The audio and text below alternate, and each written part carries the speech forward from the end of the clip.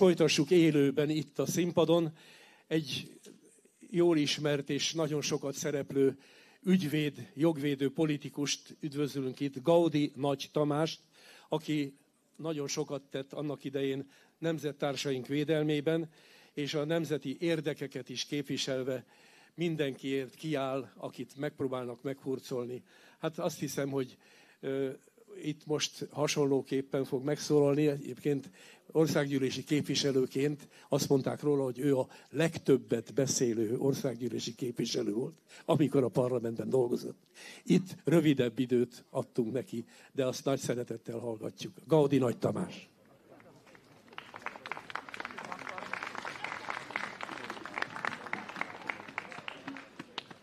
Köszönöm szépen a szót, kedves honfitársaim, tisztelt Trump elnök úr! Ma egy új korszak kezdetének vagyunk részesei. Egy olyan korszaké, amelyben a nemzetek újra visszanyerik méltóságukat, szuverenitásukat, és jogukat arra, hogy saját polgáraik érdekében döntsenek, külső befolyástól mentesen. Ahol a normalitás válik ismét uralkodóvá, és ahol az isteni életrend elvei, értékei ismét kiemelt védettséget kapnak. Az ön megválasztása az amerikai nép üzenete volt a világnak. Elegük van a globalizmusból, az elitek és a mély állam öncélú hatalmából, és vissza akarják adni a hatalmat azoknak, akik megérdemlik, a nemzetállamok polgárainak. Önt annyi sátáni erő igyekezett megakadályozni a hatalomra visszatérésben, ráadásul életét is el akarták venni, sikertelenül. Megtisztelő és kiemelt fontosságú, hogy hazánkra kiemelt szövetségeseként tekint. Sok sikert, erőt és kitartást, isteni áldást kérek munkájához.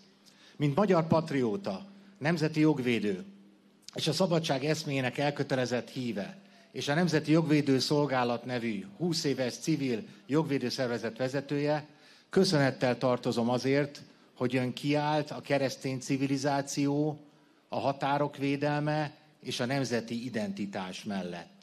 Magyarország több mint 1100 éve keresztény állam, a szabadságért és függetlenségért küzdött az elmúlt évszázadok során. Tudjuk, milyen az, amikor idegen hatalmak akarják megmondani, hogyan éljünk, mit gondoljunk, milyen jövőt építsünk. Ennek jegyében vívtuk szabadságharcainkat, és folytatjuk mai szuverenitásunkat védő küzdelmünket. Ennek jegyében hajítottam ki a gyarmatosító Európai Unió kék zászlaját a Magyar Országgyűlés épületéből képviselői mandátumom utolsó ülésnapján 11 éve. Nem is került vissza. Ön is egy ilyen típus. Kőkeményen beleáll azokba az ügyekbe, amelyekért kiáll, nem fél szembeszállni a félelem és elnyomás erőivel, az igazság és emberség jegyében. Kívánom, hogy ennek jegyében tudja végvinni elnökségét. Amerika az álmok és az álmok megvalósításának hazája. Nekünk, magyaroknak is vannak álmaink. Milyen tisztelt elnök úr, engedje meg, hogy most megkezdett elnöki munkájához figyelmébe ajánljak néhány Magyarország számára kulcsfontosságú kérdést, amelyekhez az ön támogatását kérjük.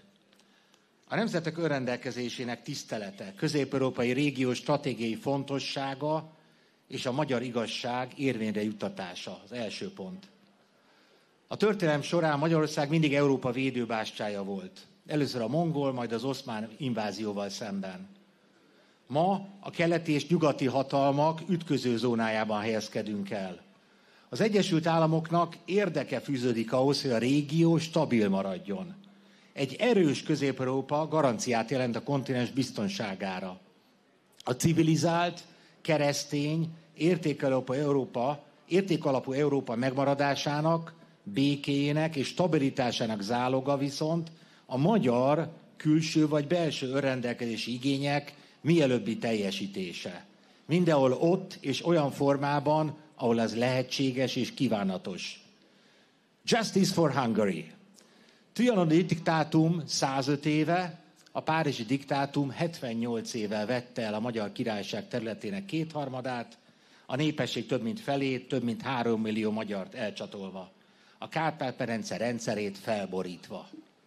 De a Kárpát-medence magyar többségű még mindig, és a magyar küldetés ennek a régiónak a felelős vezetése és felemelése. A trianoni és párizsi diktátumokba soha és semmilyen körülmények között nem nyugszunk bele, soha nem adjuk fel a magyar igazságért folytatott küzdelmünket. A magyar nemzet egy és oszthatatlan, összetartozunk, és soha semmilyen körülmények között nem mondunk le arról, hogy a diktátumok felülvizsgálatát követeljük, kikényszerítsük. Az úgynevezett kisebbségi jogok sem érvényesülnek, ezek amúgy is alkalmatlanok az elcsatolt őshonos közösségként sok helyen tömbben élő magyar nemzetrészek megmentésére. Nemhogy a társnemzeti státusz vagy a területi autonómia, de még az anyanyelv korlátozásmentes használata és az egyenjogú létezés modelljesen működik a magyarok lakta elcsatolt területeken. Az összetartozás teljességéhez a 105 éve darabokra tört nemzetrészek összeillesztése szükséges. A mára teljesen megbukott békerendszer csak azt tartja össze, hogy nem akarják igazából összetörni. A Kárpát-medence magyar vezetési 1100 évének sikere áll szemben a diktátumok óta eltelt 105 év elcsatolt területeket sújtó erőszakos és eredménytelen beolvasztási kísérleteivel.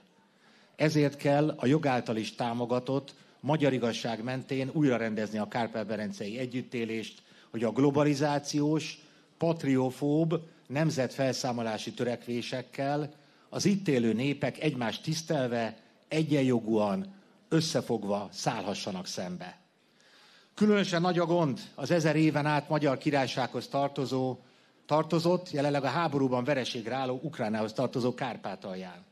2014 óta szisztematikusan sértik meg az ott élő nemzetiségek, különösen az oroszok és a magyarok jogait. A háború előtt 200 000 fős őshonos magyar élt Ukrajna területén Kárpátalján, de sajnos egyre többen menekülnek el az üldöztetések, a kényszerszorozások elől. Nem vitathatja el senki, hogy számunkra az ő biztonságuk és sorsuk a legfontosabb. Nyelvi és oktatási jogaik drasztikus korlátozása mellett nagyszámú belső menekültet telepítettek be, rendszeres fizikai atrocitásoknak vannak kitéve, amelyek embertelensége a háború kitörése óta csak fokozódott.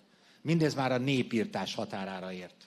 Erről 2023-ban a Nemzeti Jogvédő Szolgálat részletes emberi jogi jelentést készített és juttatott el az EU vezetéséhez.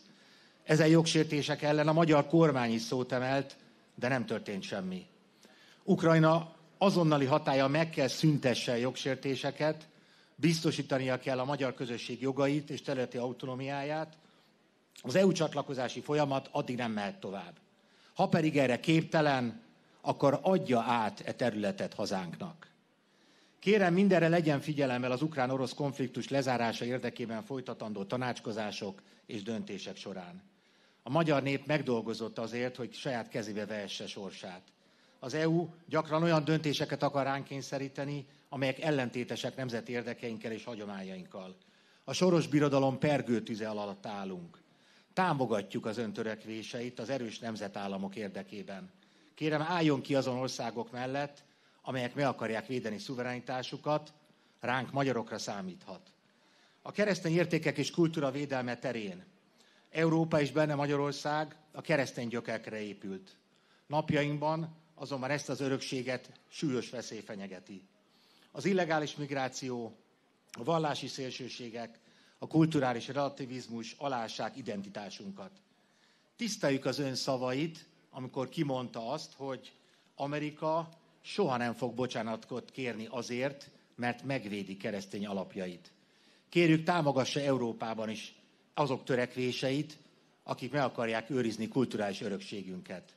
Fontos üzenet számunkra, hogy a maga, Make America Great Again mellett a mega, azaz Make Europe Great Again is fontos az ön és Elon Musk úr számára.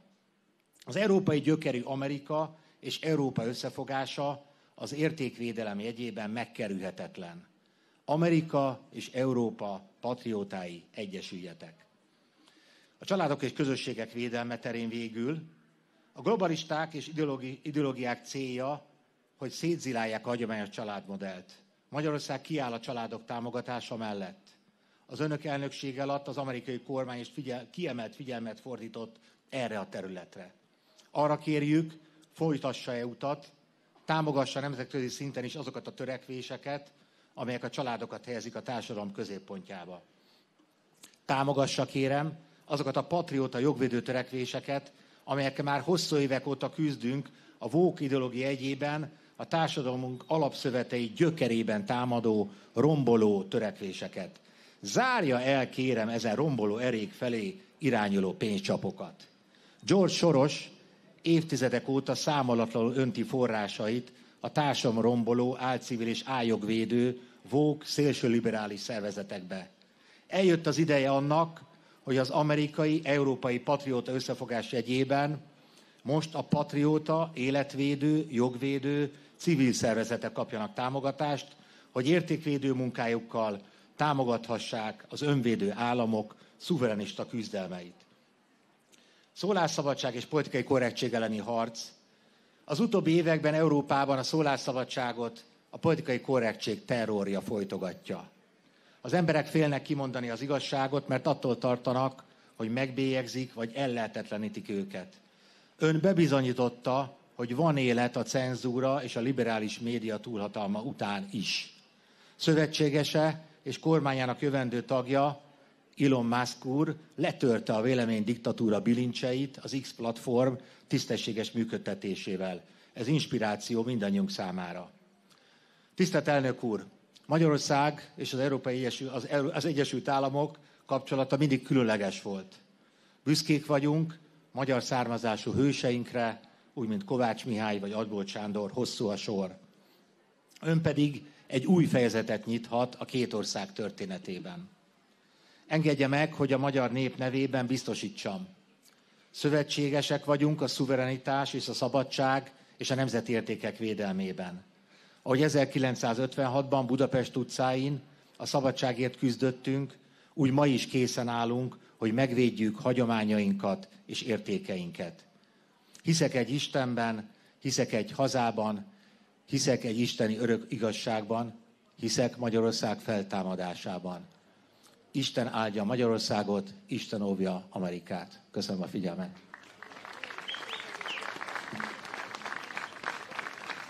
Gaudi Nagy Tamást hallottuk, és reméljük, hogy ennek a levélnek az angol verziója eljut majd a jövendő új elnökhöz.